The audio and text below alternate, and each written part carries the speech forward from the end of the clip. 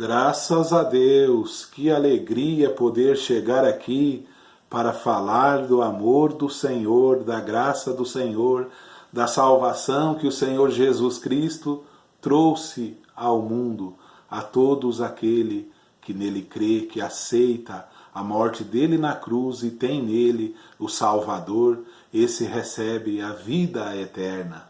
Aleluia, eu estou muito feliz. Espero que você esteja feliz também, servindo a Deus, procurando agradar o Senhor com sua vida, com suas palavras, com o seu modo de viver. Se você não conhece o amor do Senhor ainda, a graça do Senhor, esta é a oportunidade. Não deixe passar. Que Deus abençoe você, o seu lar, sua casa, sua família, em nome do Senhor Jesus Cristo. Eu quero meditar com vocês. Eu encontro na Bíblia, no Novo Testamento, uma vez no começo do ministério do Senhor Jesus Cristo, que ele chama 12 apóstolos e dá ministérios a eles. O Senhor, no começo do seu ministério, dos 3 anos e meio que ele iria trabalhar, no começo ali ele chama 12 e dá ministérios aos 12. E os 12 trabalham neste ministério que o Senhor Jesus os colocou. Isso eu vou tomar no Evangelho de Mateus, no capítulo 10 de Mateus. Diz assim: E chamando os seus 12 discípulos, deu-lhes poder sobre os espíritos imundos para os expulsarem e para curarem toda a enfermidade e todo o mal. Aí no verso 2, verso 3, verso 4, ele vai dar o nome, a Bíblia vai narrar o nome dos discípulos. Mas no verso 5 diz: E Jesus enviou estes 12. No começo do ministério do Senhor Jesus Cristo, ele enviou estes 12 e lhes ordenou, dizendo: Não ireis pelo caminho das gentes, nem entrareis em cidade de samaritanos, mas ide antes as ovelhas perdidas da casa de Israel. E indo pregar e dizendo: É chegado o reino dos céus. Graças a Deus. Que Deus abençoe a sua palavra e nos permita entendê-la. Amém. Então nós encontramos esta passagem aqui em Mateus. Nos outros evangelhos conta também que ele chama os 12 e envia eles. E ele dá todo o poder, ele dá autoridade para expulsar demônios, para curar os enfermos, ele dá toda a liberdade necessária para os 12. E dá uma palavra dizendo assim: não vai pelo caminho dos samaritanos, em outras palavras, não vai pelo caminho dos povos, pelo caminho dos gentios, mas vamos focar aqui em Israel. Vamos focar aqui em Israel. E quando chegar em Israel, em algum cidadão de Israel ou casa, ele dá as ordenanças, lançar a bênção naquela casa, a paz naquela casa. Se naquela casa tiver paz, a paz estará ali. E tudo mais. Então Jesus diz para eles falar com os israelitas. E nós encontramos que eles trabalharam neste chamado do mestre. O mestre trabalhou com eles esses 3 anos e meio. Sim, o mestre trabalhou junto com eles. E nós encontramos, e não podemos ver, nem encontrar, como também não tem relato nas Escrituras, que nestes 3 anos e meio não estabeleceram nenhuma igreja. Sim, nestes 3 anos e meio, pensa, Jesus pregando, 12 discípulos com autoridades para expulsar demônio, para realizar a obra, não levantaram igreja. Então nós encontramos nessa passagem que o Senhor Jesus deu ministério, mas ainda faltava algo. Eu espero que você concorde comigo nesse pensamento. Porque depois da morte, sepultamento e ressurreição de Jesus, nós encontramos novamente ele, encontrando os discípulos. E quando ele encontra estes discípulos, porque um já havia caído fora, que era Judas, que o traíra, então ele encontra os 11.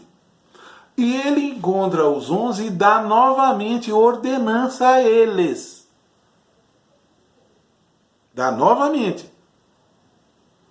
Só que ele diz que eles deveriam ficar em Jerusalém um tempo específico até que recebesse a promessa do Pai, que era a vinda do Espírito Santo.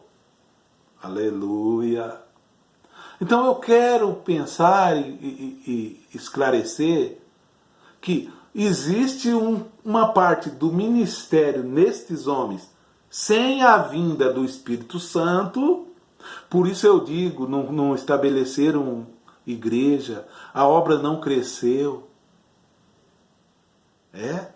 Porque não tinha o Espírito Santo ainda. Porque de fato, o Espírito Santo não havia vindo para eles receber. Agora hoje, meus irmãos que me assistem, irmãs em Cristo Jesus, o Espírito Santo veio faz 2000 anos para nós o receber. Agora, será que estamos ficando em Jerusalém até que também do alto nós sejamos revestidos de poder? Ou fazemos este ministério de Mateus 10 sem o Espírito Santo? Eu penso e estou certo nisso, por meio das Escrituras, que o que falta na maioria das vezes é o Espírito Santo. Na maioria das vezes que nós como igreja falhamos, é por falta do Espírito Santo. Na maioria das vezes que nós, ministros, falhamos, é por falta do Espírito Santo. Na maioria das vezes que a igreja deixa de realizar, é por falta do Espírito Santo. E não adianta insistirmos que devemos fazer isto ou aquilo, sem que primeiro sejamos revestidos do alto, do Espírito Santo.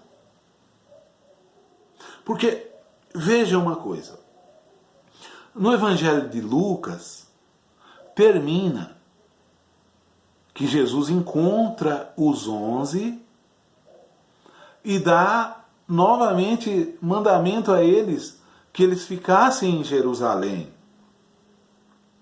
que eles receberiam a promessa do Pai e seriam todos cheios do Espírito Santo.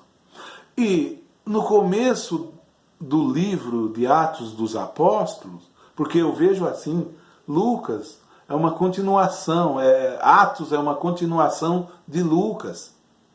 No começo de Atos dos Apóstolos, o mesmo que escreveu Lucas, escreve Atos. E ele diz, capítulo 1, verso 1 de Atos: fiz o primeiro tratado, ó Teófilo, acerca de tudo o que Jesus começou não só a fazer, mas a ensinar.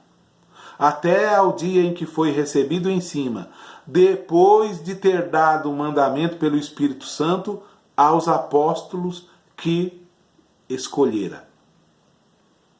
Ele dá esses mandamentos aos apóstolos, aos quais também, depois de ter padecido, se apresentou vivo. Depois que Jesus morre, ele se apresenta vivo, com muitas infalíveis provas, sendo visto por eles, por espaço de 40 dias, e falando do que respeita ao reino de Deus. E estando com eles, depois de ressuscitado, esteve com eles, determinou-lhes que não se ausentassem de Jerusalém, mas que esperassem a promessa do Pai, que era a vinda do Espírito Santo. E nós encontramos no capítulo 2 que é cumprida a promessa do Espírito Santo. E o Espírito Santo vem. Mas nós encontramos também no Evangelho de João, ali pelo capítulo 14, Jesus dizendo que o Espírito Santo, nós podemos ler aqui, antes de vir o Espírito Santo, Jesus dá testemunho do que ele faria. Olha aqui, João 14, 26. Mas aquele Consolador, que o Espírito Santo, que o Pai enviará em meu nome, esse vos ensinará todas as coisas. Quer dizer que o Espírito Santo, quando viesse, ou quando vem para você e para mim, nos ensina todas as coisas. Coisa que não havia ainda acontecido em Mateus 10, mas eles já tinham ministérios. E às vezes muitos ministérios estão aí sem o Espírito Santo. Claro, muitos ministérios estão aí sem o Espírito Santo. Mas quando nós esperamos a promessa do Pai, então já não é mais o nosso ministério, é o ministério de Jesus Cristo em nós. Jesus diz: esse Espírito Santo vos ensinará todas as coisas e vos fará lembrar de tudo quanto vos tenho dito. No capítulo 16 de João, ele diz que o Espírito Santo nos guiaria em toda a verdade e nos conduziria a toda a verdade. Quando eu vejo homens debatendo pela verdade, dizendo: acreditem no irmão fulano, acreditem no irmão ciclano, é porque o Espírito Santo não está sobre ele para o levar a toda a verdade. Quando eu me debatia dentro do ismo, sempre surgia lá no ismo uma novidade, sabe? Uma revelação nova. Mas por quê? Porque não tínhamos o Espírito Santo para nos estabelecer em Cristo.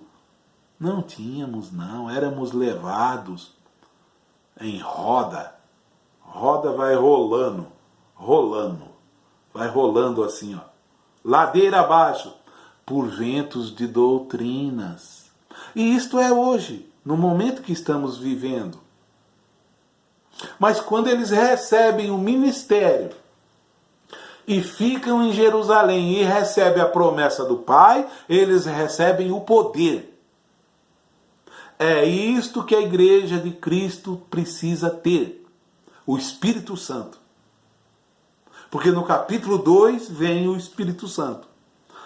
Cumprindo-se o dia de Pentecostes, estavam todos reunidos, esperando, irmãos. Eles estavam esperando no mesmo lugar. E de repente vem do céu um vento, como um som, como um vento veemente e impetuoso, e encheu toda a casa em que estavam sentados. E foram vistas por eles línguas repartidas como que de fogo, as quais pousaram sobre cada um deles, e todos foram cheios do Espírito Santo. Todos os 120 foram cheios do Espírito Santo, coisa que não haviam recebido lá em Mateus 10, mas já haviam recebido ministérios. E lá em Mateus 10 ele vai Jesus manda ele ir pregar às ovelhas de Israel. Mas quando eles recebem esse ministério aqui, diz que eles receberiam a promessa do Pai e seria testemunho de Jesus em todas as nações. Tanto em Jerusalém, como em toda a Judéia e Samaria, e até aos confins da terra.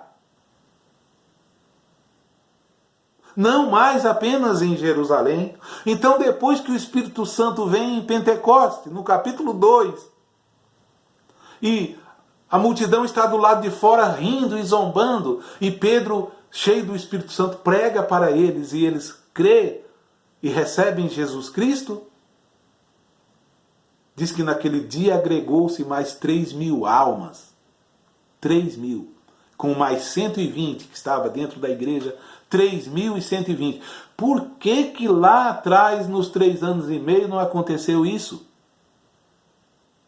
Por quê? Porque não tinha ainda o Espírito Santo. Por que que nos 3 anos e meio, 3.000 almas não converteram? Porque não era vindo o Espírito Santo. Porque na maioria das vezes pregamos, nos esforçamos e as pessoas não se convertem. Porque falta o Espírito Santo. Louvado seja o nome do Senhor. Então nós encontramos que agora aqueles 3.000 que antes estavam zombando, dizendo que era vinho, era embriaguez que eles estavam, agora se tornaram a igreja de Deus também. Aí nós encontramos também no capítulo 6 de Atos, que então esses 3.000 encheram a igreja e os discípulos, os apóstolos agora estavam encontrando, servindo à mesa, servindo as pessoas na mesa. E nós encontramos que eles falaram, não é bom estar assim, nós devemos estar no ministério da palavra. Vamos eleger homens. E elegeram 7 diáconos para servir as mesas, para servir as pessoas, para visitar as viúvas, atender a necessidade, enquanto os discípulos ficavam, os apóstolos, no ministério da palavra. Por que que nos 3 anos e meio não houve isso? Porque não tinha ainda o Espírito Santo. Então eu estou dizendo que a obra do Senhor Jesus Cristo, ela só é feita verdadeiramente com o Espírito Santo em nós, na igreja e operando em cada um. Porque a Bíblia diz no capítulo 2, ainda de Atos, que eles permaneciam unânimes na doutrina dos apóstolos. Eles permaneciam na comunhão, no partir do pão e nas orações. E em toda a alma havia temor. Pensa, irmãos, uma igreja com mais de 3.000 pessoas, na comunhão, no partir do pão e na oração, e todos tendo temor. Oh, que igreja poderosa isso! Só poderia acontecer o seguinte. No capítulo 8, esta igreja era em Jerusalém.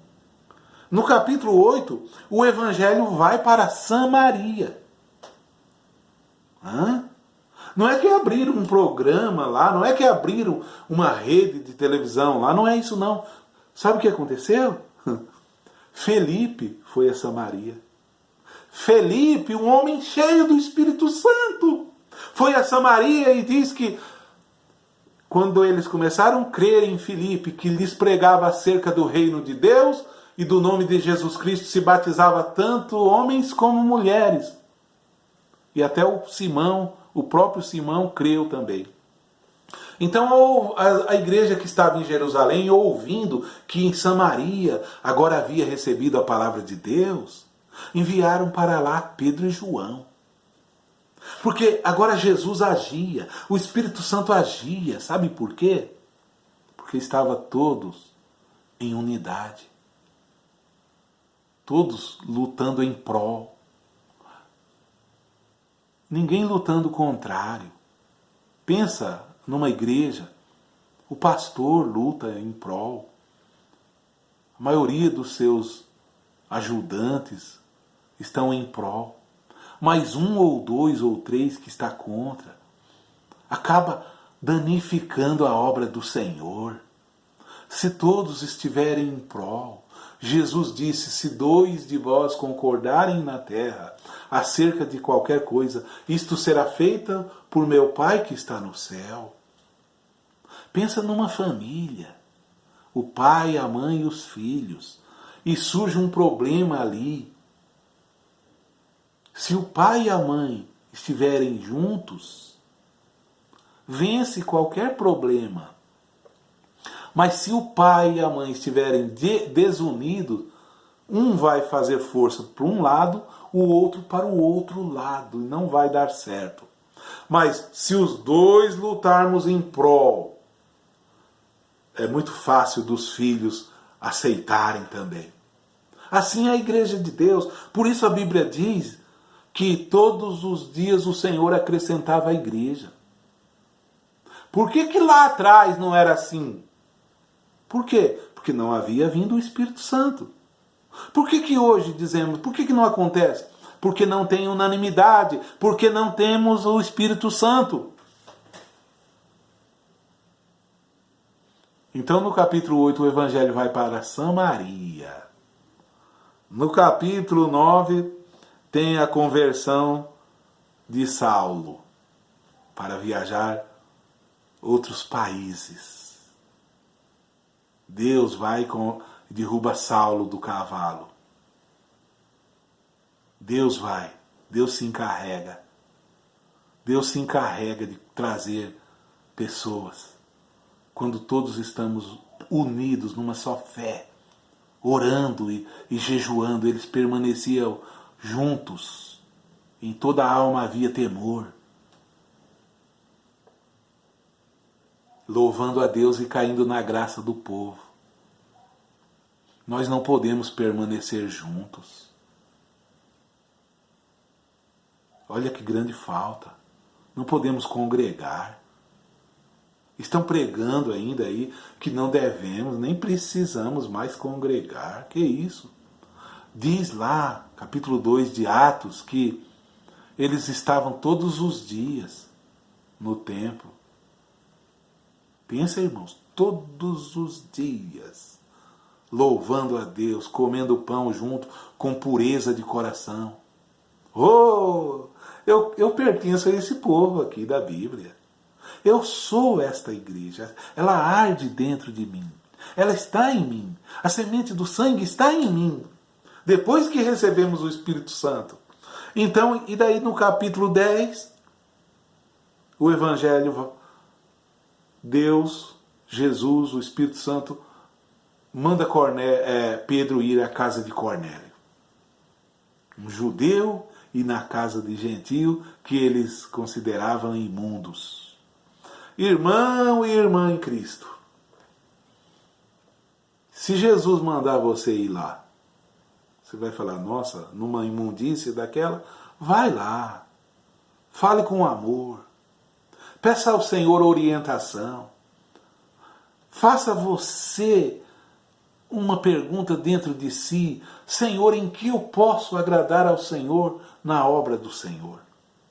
Eu quero deixar de ser o que sou, para fazer parte também, Senhor, para fazer parte daqueles que possam alimentar os necessitados. Eu quero deixar de ser, Senhor, um dependente do ministério dali ou de acolá, mas eu me tornar também um cooperador neste ministério. É isso que eu quero, Senhor. Eu quero cooperar, eu quero ajudar, eu quero me empenhar também, de alguma forma, ou no ministério do louvor, ou com minhas ofertas, ou também, Senhor, com o meu bom testemunho, ou com os meus jejuns, com minhas orações, mas eu quero desejar. Cornélio fazia esmolas, e as esmolas dele subiu diante de Deus.